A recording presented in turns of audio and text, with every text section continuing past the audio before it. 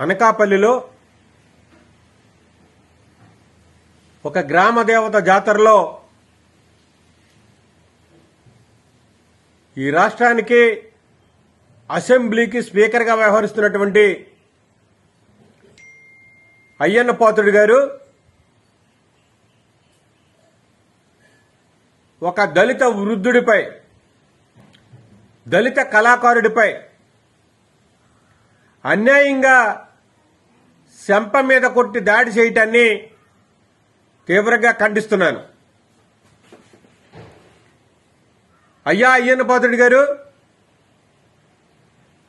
పొట్టకూటి కోసం వచ్చినటువంటి వృద్ధుడిపై మీరు చూపించిన ప్రతాపం మీ యొక్క కులహంకారానికి, అధికార మదానికి నిదర్శనం అని చెప్పే సందర్భంగా మనవి చేస్తున్నాను.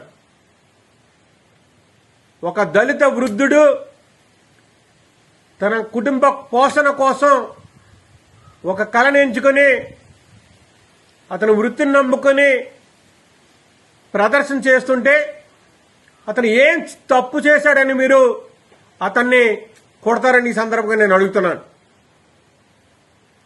అక్కడ పోలీసు వారు ఉన్నారు, చుట్టూ ఎస్ఐలు ఉన్నారు, సిఐలు ఉన్నారు, మీ యొక్క సెక్యూరిటీ సిబ్బంది ఉంది. మీకు ఆ మాత్రం విచక్షణ కనిపించట్లేదా? మీకు ఆ మాత్రం మానవత్వం లేదా అని నేను అడుగుతున్నాను. మరి రాష్ట్రంలో ఉన్నటువంటి హోంమంత్రి గారు మా దళితురాలు, ఒక దళితుణ్ణి ఒక కులాహంకారంతో మీ యొక్క స్పీకర్ గారి శంప మీద కొడితే మీరు ఇంతవరకు స్పందించకపోవడం ఆశాస్పదం అని చెప్పేసి మిమ్మల్ని ప్రశ్నిస్తున్నాను. తక్షణమే అయ్యన్న పాత్రుడి మీద ఎస్సీ ఎస్టీ అట్రాసిటీ కేసు నమోదు చేయాలి.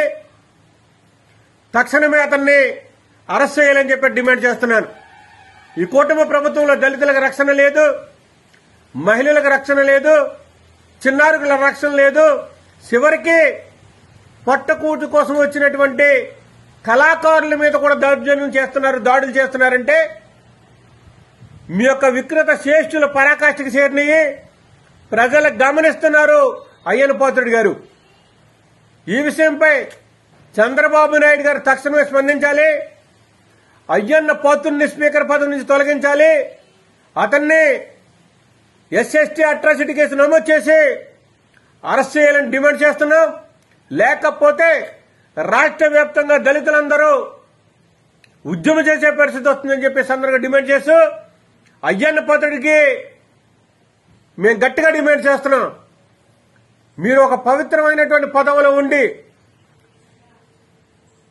ఒక రాష్ట్రానికి తండ్రిలాగా ఒక హోదా కలిగినటువంటి పదవిలో ఉండి ఇటువంటి చిన్న నికృష్టమైన పనులు చేయడం ఎంతవరకు సమంజసం? అయ్యన్న పాత్రుడు గారు, మీరు ఇప్పటికైనా మీ నోటిని అదుపులో పెట్టుకోండి, మీ చేతులను అదుపులో పెట్టుకోండి. పెట్టుకోకపోతే గనక ప్రజలు మిమ్మల్ని క్షమించరని చెప్పేసి అందరికీ డిమాండ్ చేస్తున్నాను.